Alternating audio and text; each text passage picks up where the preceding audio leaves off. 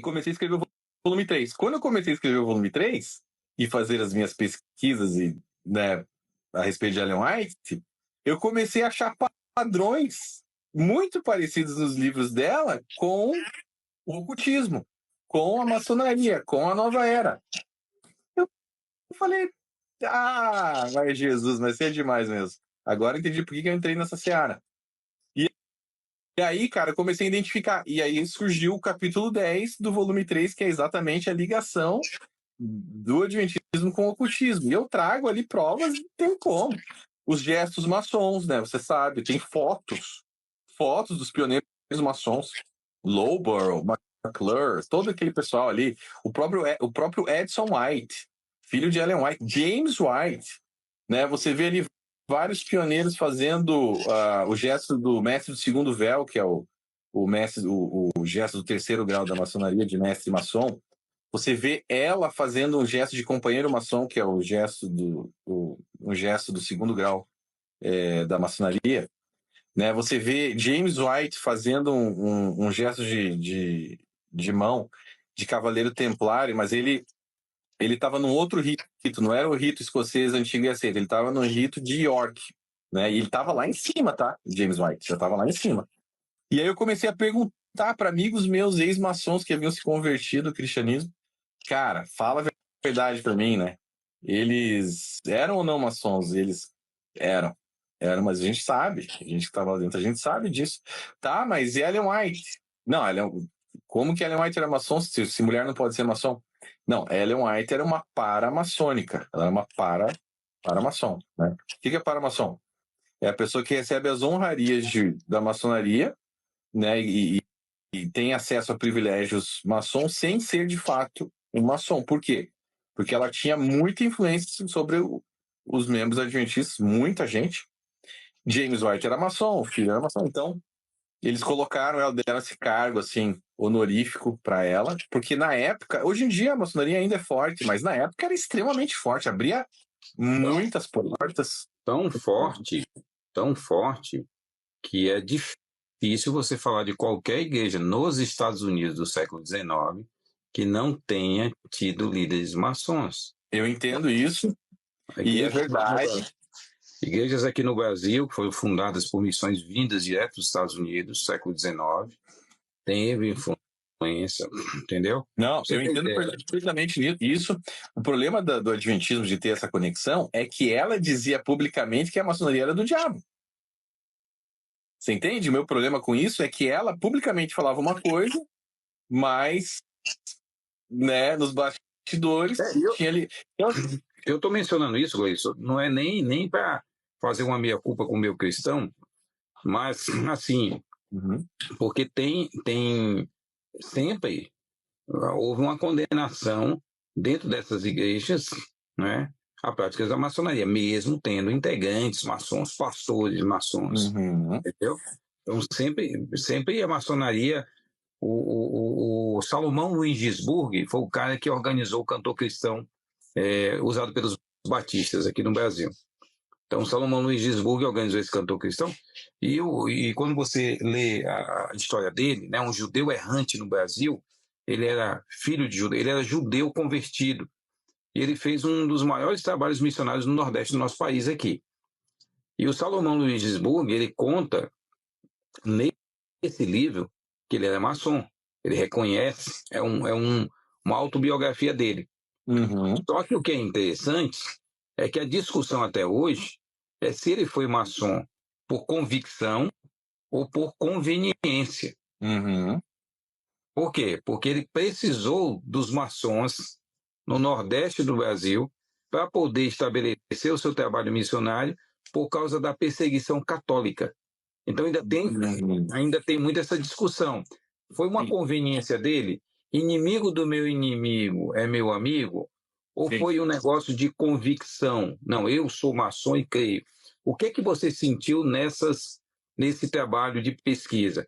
Que foi um lance de conveniência ou um lance de convicção? Você, sinceramente, aonde você mergulhou nisso, o que é que você achou? Então, eu creio o seguinte, existia sim a parte da conveniência, foi uma junção das duas coisas. Porque houve também uma influência espiritual muito pesada em cima de Ellen White, entendeu? Pelo lado do inimigo. Quando você vê, por exemplo, o obelisco maçom fincado no túmulo dela, que ela aprovou antes de morrer. Ela aprovou, tá? Não foi negócio que colocaram depois, não. Ela aprovou aquele obelisco antes de morrer. O que é o obelisco maçônico? É um poste ídolo erguido a Baal dos tempos de hoje. É a mesma coisa, né? Você vê, por exemplo, todas as expressões que ela utilizava nos livros dela, que eram expressões maçônicas. Gadu, grande arquiteto do universo. Você não acha isso na Bíblia. Essa é uma expressão maçônica, né? O olho que tudo vê. O olho que tudo vê não está na Bíblia. É uma expressão maçônica. Totalmente. Né? Aí quando você vai juntando essas coisas, você vê, por exemplo, o sonho do cordão verde que ela teve, que foi a primeira visão dela. Ela dizia que era um sonho, mas era tipo uma visão, né? Porque não era apenas um sonho. Então, não sei se você sabe dessa história, mas... Eu assisti inclusive o vídeo também do Rodrigo. Rodrigo. Muito bom aquele vídeo. Um abraço pro meu amigo Rodrigo aí, Rodrigo Custódio. Quem não conhece, vai lá no Parque Poçando, o canal dele é muito bom. Com certeza, vale a pena. O que acontece? Ela tinha, nessa época, ela era muito nova, ela tinha 17 anos. E ela tinha uma autoestima muito baixa. Ela achava que ela não iria ser salva, porque ela não era perfeita o suficiente. Ela já tinha um problema, né, de perfeccionismo. Ela achava que ela teria que ser perfeita para ser salva. Então ela falou, não vou ser salva. Bom, ela ficou se remoendo naquele negócio ali e ela teve essa visão. Um dia ela teve essa visão, e nessa visão ela encontrava, olha que interessante, ela encontrava o que ela, em inglês, o termo que ela usou é Spirit Guide, ou seja, um espírito guia. Um espírito guia, né? Aqui esse termo ele é muito usado para a Nova Era. Muito usado na Nova Era, um Spirit Guide em inglês, né? Só que ela quis dizer que era um anjo, mas não é o termo apropriado, anjo. Ela não usou anjo, ela usou um espírito guia. Esse espírito guia teria encontrado com ela, levado ela. Ela subiu com ele no céu, subiu lá numa escada íngreme, e chegou numa porta, lá no alto, lá no céu, e naquela porta ele falou para ela o seguinte, falou, olha, você deixa tudo que você tem, você deixa fora, você vai entrar aqui, você vai encontrar Jesus agora. Larga tudo que você tem na mão. Ela largou tudo fora, ele abriu a porta, ela entrou, e lá estava Jesus, né? E aí Jesus abraçou ela, tal, e ela chorou, não sei o quê. Teve esse encontro com Jesus e ela saiu dessa porta, e daí esse espírito guia falou para ela o seguinte, agora é o seguinte, toda vez que você quiser falar com Jesus, tá aqui um cordão verde que eu tô te dando na sua mão, você vai colocar ele sobre o seu coração, você vai esticar esse cordão sobre o seu coração, e aí você vai poder encontrar Jesus novamente. Beleza? Ela falou, tá bom, que legal, né? Então, assim, o que é esse negócio? Era um ritual de invocação, na verdade. Quando você estuda essa questão dos cordões, você vê que isso é muito usado na Wicca, e isso se remete lá ao Egito Antigo. Magias com cordões. E ela não, e o espírito guia lá dizia para ela que o cordão ele não podia estar enrolado, não podia ter nó. Ele tinha que estar esticado, né? Então, ou seja, depois que você vai estudar essa parte, no livro a gente explica bastante sobre isso, a energia do cordão ela tinha que fluir. Ela era um ritual de invocação, tá? Não podia ter canalização, né? Ritual de canalização. Canalização. Ritual de canalização. Exatamente. Era uma canalização.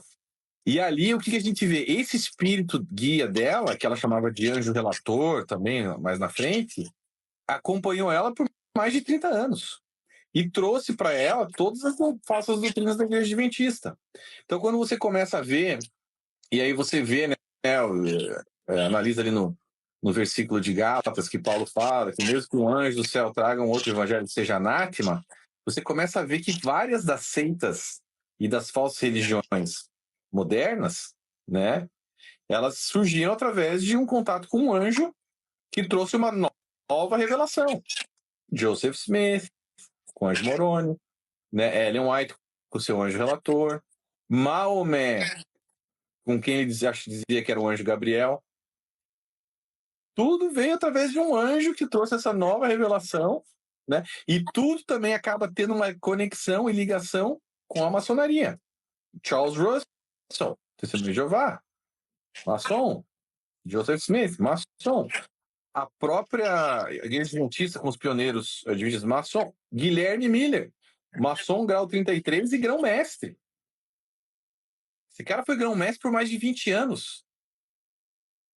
Galera, você acha que é fácil se tornar um grão-mestre? É muito difícil. Você ser o grau 33 já é super difícil. Agora, você ser o grau 33 e grão-mestre, que é um cargo político dentro da maçonaria, você tem que ter moral com todos os maçons, que você vai dominar a sua loja e outras lojas de volta também na região. Então, imagine a carga espiritual que esse cara trazia. Agora, olha que interessante. Esse cara acabou sendo o pivô e o estopim do nascimento de várias seitas, no final das contas, ali, com grandes apontamentos.